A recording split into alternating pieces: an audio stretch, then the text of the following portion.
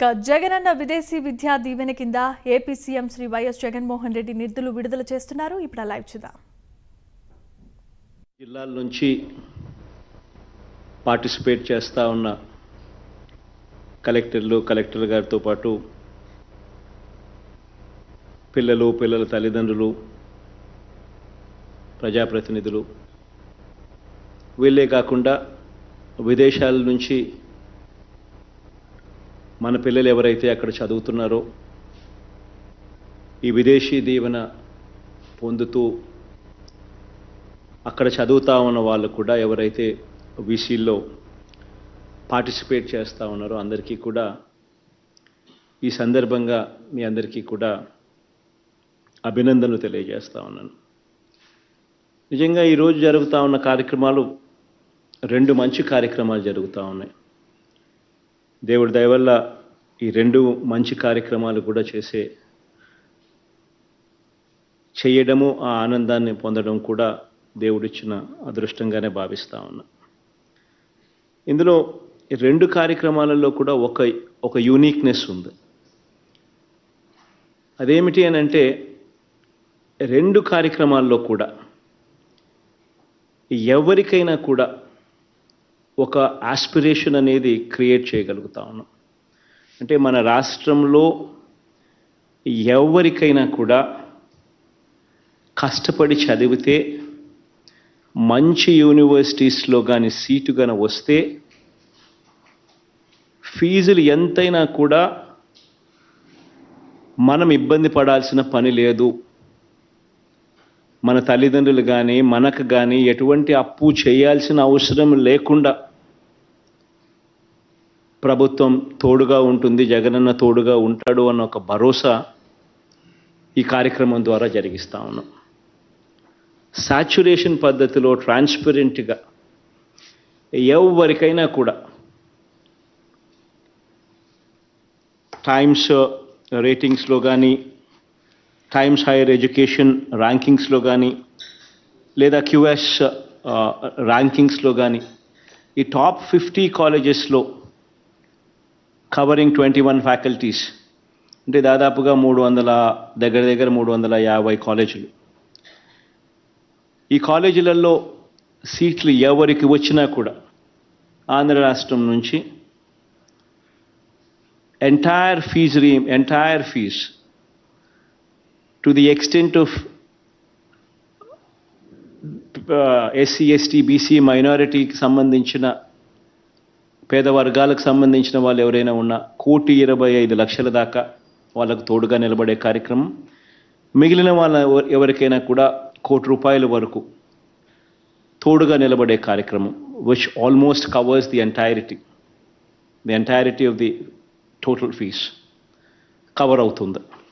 ఒకసారి గమనిస్తే ఈ సంవత్సరం ఈ స్ప్రింగ్ ఇంటేక్లో దాదాపుగా 51 మందికి కొత్తగా అడ్మిషన్లు రావడం జరిగింది. వారికి ఫీజులు ఈ కార్యక్రమం ద్వారా ఆల్మోస్ట్ 9.5 కోటి వాళ్లకు ఇవ్వడం జరుగుతూ ఉంది. ఇదొకటే కాకుండా విదేశాల్లో ఉన్నత విద్య కోసం ఇప్పటిదాకా చదువుతూ ఉన్న 408 మంది పిల్లలు కూడా ఎవరైతే చదువుతూ ఉన్నారో వాళ్ళకి ఈ సీజన్కు లో ఫీజులు చెల్లించాల్సిన 390 మందికి వాళ్ళకు కూడా ఫీజు కూడా కలుపుకుంటే దాదాపుగా 41.59 కోట్ల రూపాయలు, 41.5 crores ఇవ్వడం కూడా ఈ సందర్భంగా జరుగుతూ ఉంది. దాదాపుగా 107 కోట్ల రూపాయలు ఈ 408 మంది పిల్లల కోసం ఖర్చు చేస్తూ ఉన్నాం ఈ పథకం పెట్టినప్పటి నుంచి సోఫార్. కానీ ఈ పథకం ఎంత సాటిస్ఫాక్షన్ ఇస్తుంది అని అంటే, కారణం ఏంటంటే ఇది ఆస్పిరేషన్.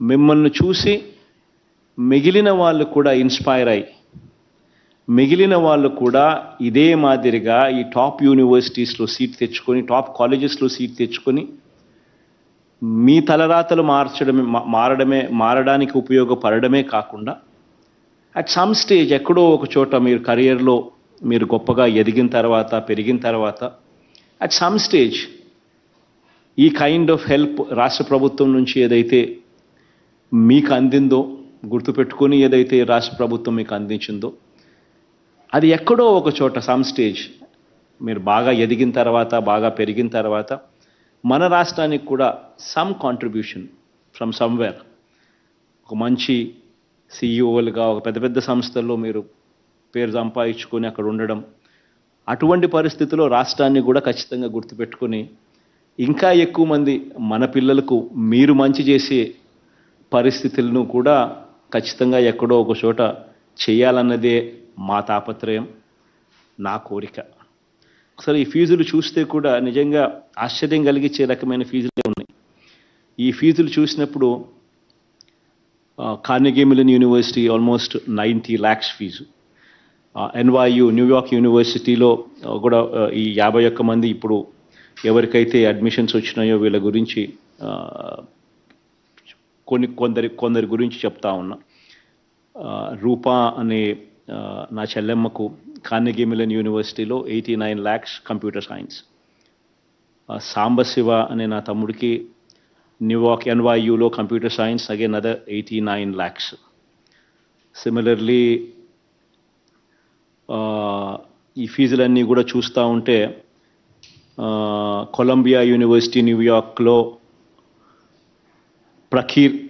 ప్రకీర్త్ ఇంజనీరింగ్ చదువుతున్నాడు, 75,87,000. వాషింగ్టన్ యూనివర్సిటీ ఇన్ సెయింట్ లూయిస్లో శ్రేయ 70 లక్షల ఫీజు. యూనివర్సిటీ ఆఫ్ మిచిగన్ యానాబర్లో మరియం సీట్ వచ్చింది, 67,50,000. అంటే ఇంకా 51 మంది పేర్లు ఇలాగే ఉన్నాయి.